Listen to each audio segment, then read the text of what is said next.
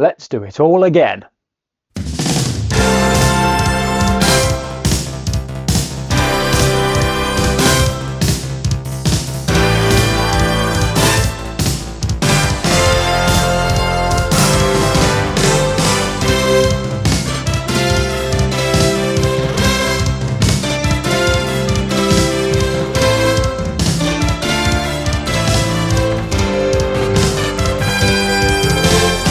Yes, welcome along to this week's episode of the Women's Football Chat. My name is Chris Gansby. I'm here every Thursday at 6 p.m, bringing you the very latest from the third and fourth tiers of women's football here in England. That's the FA Women's National League and the 6 divisions within it. Throughout the course of the season, we're now into season number 4. We're bringing you all of the fixtures, all the results, all the tables and all the news from the 72 clubs within the FAWNL. And finally, after what feels like an eternity since the end of last season and the awards at the FA Cup final, we are now just a few days away from the start of the 24-25 FAWNL season.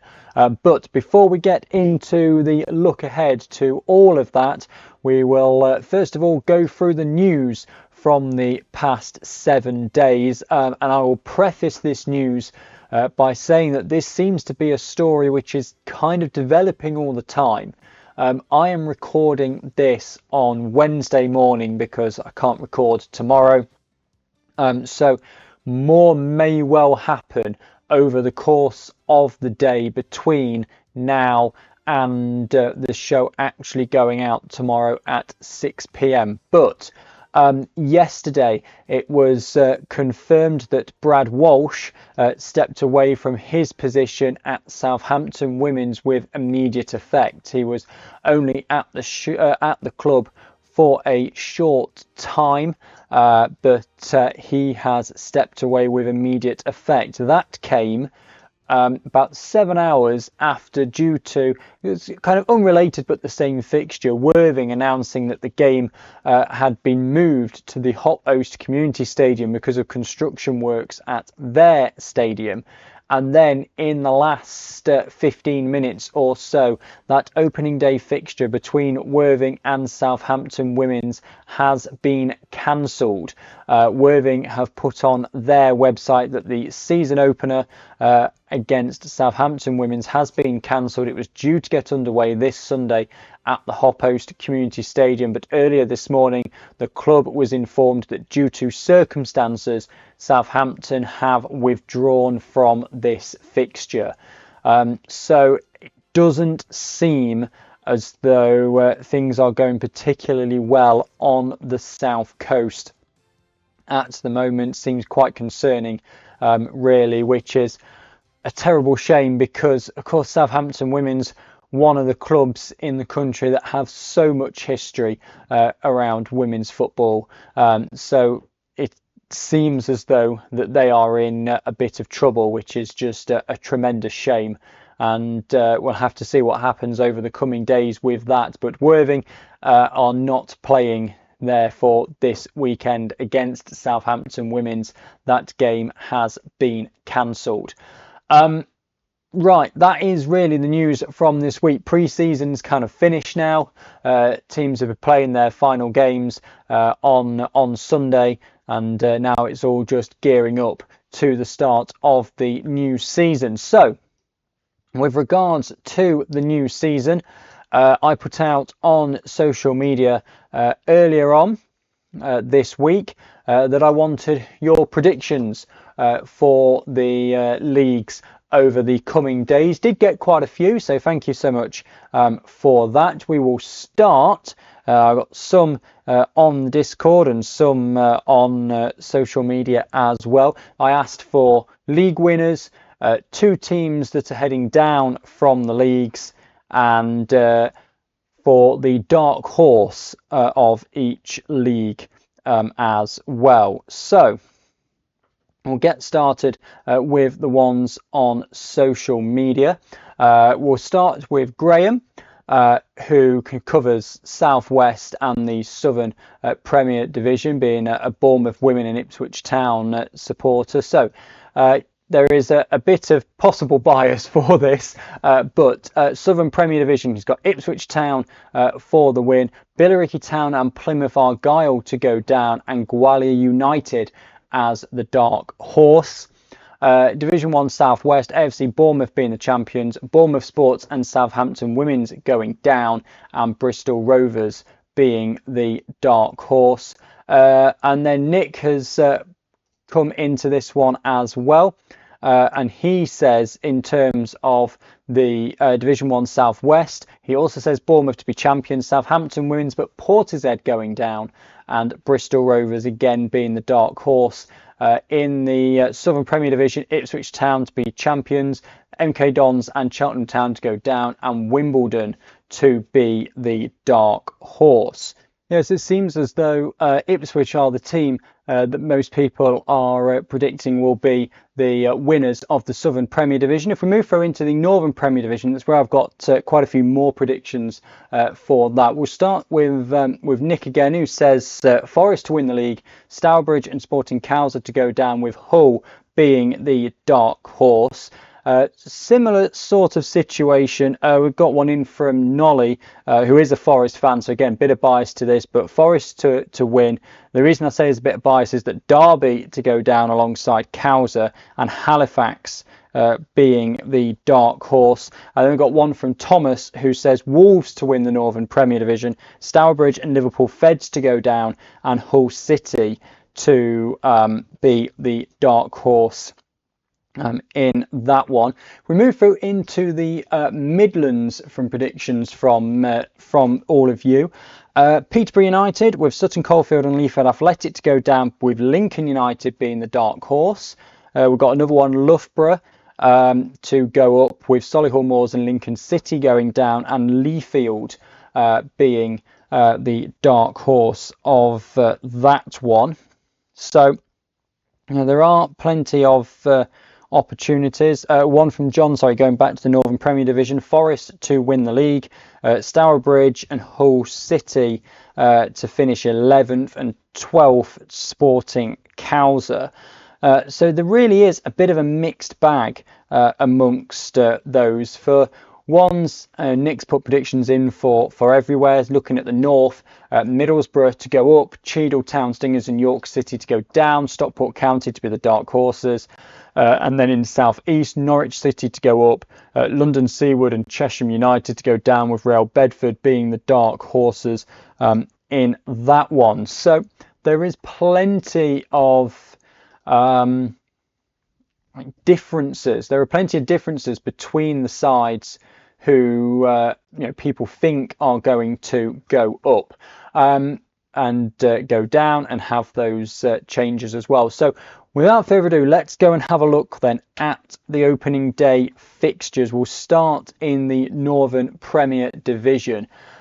See, at this point, ignore the table on the right hand side, nobody's played, but Burnley against Hull City at Victoria Park, Halifax take on Rugby Borough at the Horsfall Stadium, Liverpool Feds, they're still at Jericho Lane, they take on West Bromwich Albion, Sporting Cowser against Derby County at the Guardian Warehousing Arena, Main Stadium, Stoke City against Nottingham Forest, that's at the Bet 365, and a tough start for Stourbridge away at Wolves at New Bucks Head. So in terms of the Northern Premier Division, I think a lot of people are expecting that Forest are going to do a Newcastle after going full-time, or vastly full-time for the upcoming season, but an away game against Stoke is not necessarily that easy of a start, because Stoke have made quite a few good signings over the course of the summer. For one of them, Olivia Cook, who's formerly of Forest, then Dominic Cooper is there as well, Rosine Civell. They've got quite a few from Burnley. Monique Watson's in there, Millie Ravening's in there as well. So there are plenty of good players in that Stoke squad, and that's a similar situation as well with Burnley. You look at some of the signings that Burnley have made over the course of the summer, and it looks as though yes, you would still think that Forest are going to win the league, but it would look as though it might not be as easy as some think. I think where Forest are going to eventually come out on top is that, similarly to how Newcastle had last year, yes, Forest did beat them, they drew the odd game as well, but I think where Forest are going to take the title next season is from not slipping up against the other big teams. For the most part, they might have the odd draw, there might be one loss in there, but they'll win most of them, and they won't slip up against teams down towards the bottom. Whereas I think the other teams are trying to catch them, the likes of Rugby, Stoke, Burnley, put in there as well, Wolves as well, although the atmosphere around Wolves doesn't seem to be quite as good as it has been in previous seasons. I kind of get the impression that they might like split their games, and so they will drop more points against each other, and it will just allow Forest to pull away. But the key thing, I think, is that by the end of September, when you look at Forest's run throughout the first part of the season, if they can get through that unbeaten, they will be already clear, and then other teams are going to be playing catch up. Down towards the bottom, Stourbridge are kind of, I'm going to say, not looking forward to the campaign. That's probably not fair, but it'll be difficult for them. Sporting Cowser have come up, and it's a very tough league to stay in, of course. Halifax, how are they going to do this year? Because they lost 6-0 to Stockport County on Sunday in their final pre-season game. And I mean, no, it's only pre-season. But then you look at teams down towards the bottom from last year as well. I mean, Hull, they've come up. How are they going to do? Liverpool Feds will just be looking to survive again. West Bromwich Albion didn't have a very good year last year. So you may well see quite a big split in those games. Right, Southern Premier Division then, if we have a look at that. AFC Wimbledon take on Lewis. Billericay Town against Gwalior United. So AFC Wimbledon against Lewis is at Plough Lane, again main stadium. Billericay Town against Gwalior United is at New Lodge. Cheltenham Town take on Plymouth Argyle at Bishop's Cleeve. MK Dons travel to, again, main stadium, St James's Park, to face Exeter City. Oxford United against Ipswich Town at Court Place Farm. And then at Parkside, #United against Watford. That is a 3 o'clock start against #United for Watford there. So a later start for that game. Again, you look at the Southern Premier Division, and I think this one is arguably closer than the Northern Premier Division, because you don't have, the general consensus is that Ipswich are going to be the ones that do it, but without this, we've gone full time. We've been signing players that were very good in the Championship last season. We've only narrowly lost to a team that missed out on the Super League. We've then beaten a team that were relegated from the Super League last season. Without that huge pre-season and that huge kind of media attention, they might have slipped under the radar slightly. But it'll be interesting to see, can # have the same challenge that they did last season? How will Exeter City do on their promotion? Will Watford bounce straight back again and continue their yo-yo? Gwalior United, new investors, new sponsors, are they going to pour more money in and be able to challenge up at the top? How will Lewis do from dropping down from the Championship as well? MK Dons might struggle. They've had so many players leave. There are so many stories that might develop over the course of the season. You look at the depth of the league in the south, and you could argue it's probably stronger than the north. At Billericay Town, full-time manager, aim of challenging for promotion within 3 years. You look at all the other teams that are in that league, and how far up that table are they going to get this time around? So the South, I think, is a difficult one to call, because as we've seen so many times over the past 3 seasons, and we saw it last season as well, you can go on a 3-4 game run towards the back end of the year and catapult yourself from flirting with the drop to comfortably in mid-table. Likewise, you can be comfortably in mid-table. You can have a 3 or 4 week spell where you don't do too well, and then it completely falls off for you. So it's going to be a difficult one. I think the closeness of games and the competitiveness of the league is probably going to be better in the south than in the north next season. That's my gut instinct.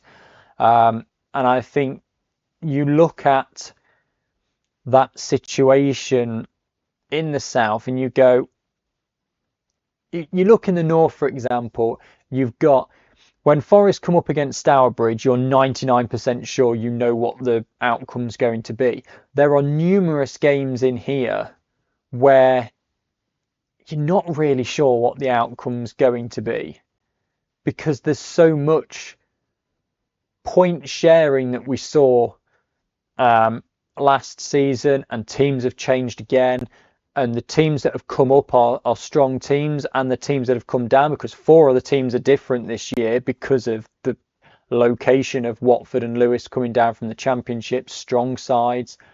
Really difficult to know exactly what the south is going to look like. It's going to be really interesting to watch. Division 1 Midlands then, let's go through into that. Boldmere St Michael's against Barnsley Women's. Barnsley Women's, of course, have dropped from the north to the Midlands to make the leagues all balance. So that one is, again, a 3 o'clock start. 3 of the games in the Midlands are 3 o'clock starts for this weekend. Also, Leafield Athletic against Northampton Town and Solihull Moors against Sutton Coldfield Town. They are all at 3 o'clock. So the Boldmere St Michael's game is at the Boldmere Community Stadium, Leafield Athletic at Castle Vale, and Solihull Moors at the Studley Sports Centre at 2 o'clock. Lincoln City against Loughborough Lightning at Gainsborough Trinity's ground, the Martin & Co Arena. Notts County have moved. They're over at Coronation Park at Eastwood. That's where Forest were a few years ago. They take on Lincoln United. A great opportunity for Lincoln United to hit the ground running against a team that survived but struggled last year in the Midlands. And Worcester City against Peterborough United at the Six Ways Stadium. If you haven't yet caught up on last week's show, where I talked to Nicole Allison of Worcester City, then do go and check that out, because they're a club that are taking things nice and steady but making sure they've done everything in the right way. So again, Division 1 Midlands, Loughborough looks strong again. Peterborough are another side that you would expect to be up near the top once again. And then beyond that, it's really a bit of a don't really know. Lincoln City have really struggled. Worcester City, they will be aiming to just survive. Can Notts County do any better? Lincoln United as well, how will they be looking to do? Leafield struggled last year as well. Boldmere had all of their troubles. How are Barnsley Women going to do in a new league? We know how they did okay in the north last season, but we've seen that just because you did okay in one league doesn't necessarily mean you're going to do okay in another. 4th last year in Division 1 North, but we've seen from Doncaster Rovers Bells how much they struggled going from the Midlands into the north. So it'd be really interesting to see what happens there. And I think the Division 1 Midlands is another one like the South. I kind of feel it's going to be between Peterborough and Loughborough. Northampton might have a bit of a say, but I'm not too sure on that. And then behind that, it could just be a huge scrap for the other 10 places. Some of the teams have performed not great in pre-season. Some of them have been doing okay, but against like tier 4, tier 5 sides. So it's really difficult to say. And of course, with an only a 22 game season, and with having so many of the games so early on in the season, right before that first kind of big break when the FA Cup comes in towards the end of October, you have to hit the ground running, because if you find yourselves behind by the time you start the FA Cup and you're already 7-8 games into the season, you're struggling to make those up already. So really important to hit the ground running, which is why teams like Worcester will be targeting their games early on in the season. They have the likes of Notts County, Lincoln United as well early in the season, and they will be wanting to make the most of those early games. You can really put yourself on a strong footing with a good start, regardless of if you're looking to survive or if you're looking to push on for a title. Division 1 North then is another one where I kind of feel it might be between one or two.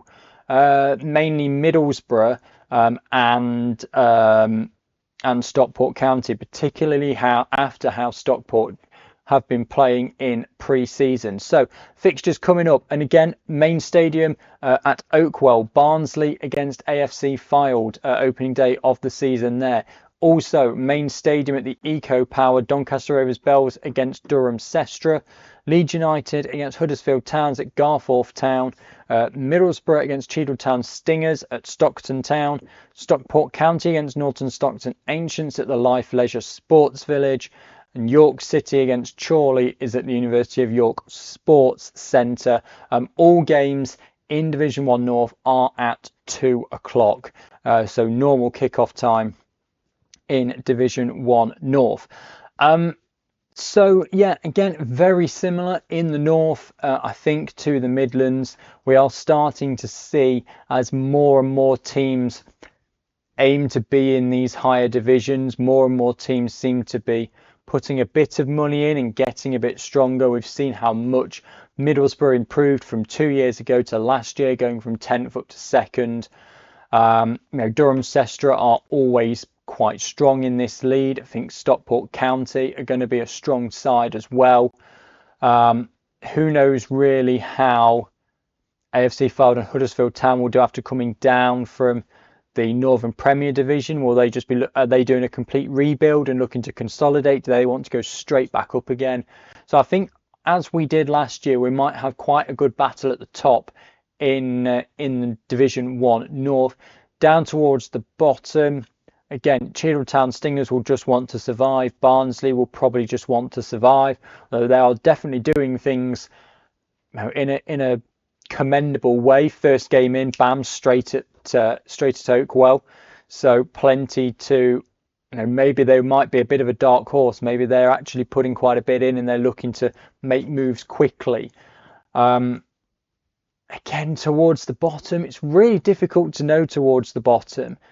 York City were down there last year.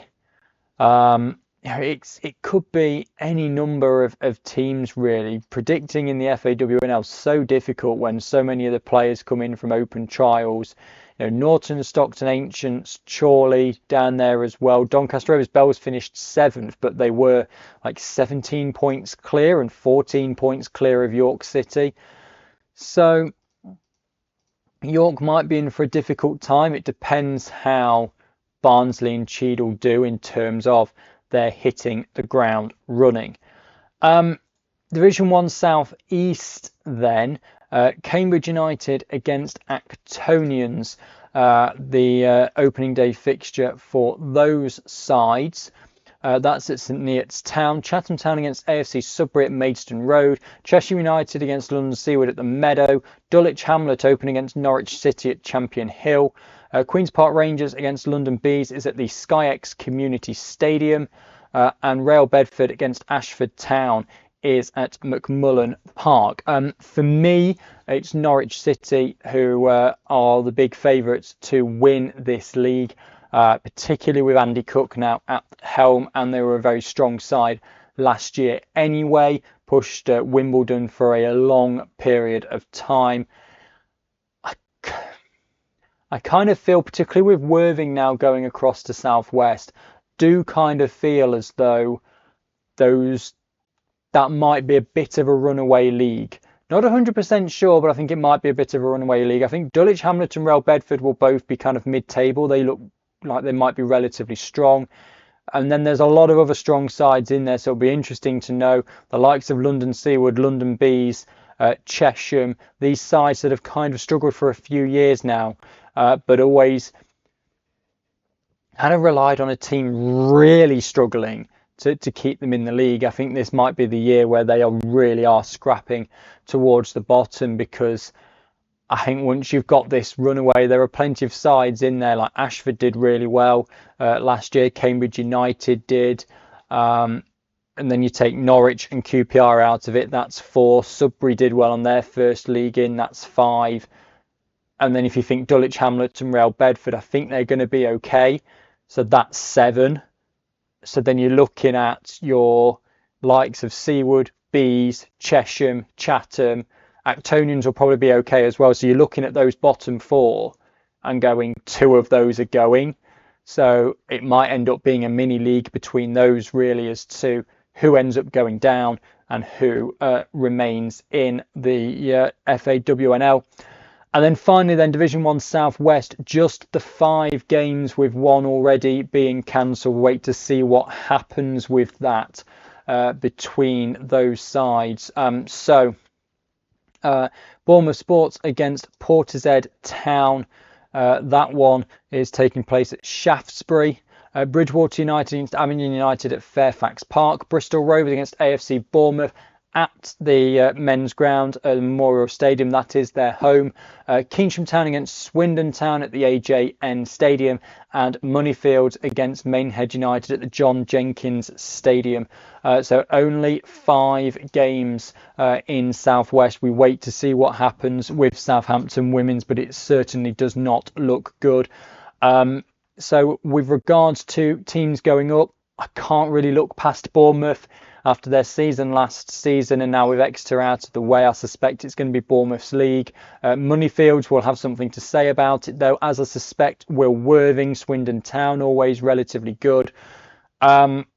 If Southampton Women, and again it's not looking good, if they don't complete the season, then that leaves just one side to go down, which favours the likes of Bristol Rovers and Bournemouth Sports, because then they've only got to beat one other team.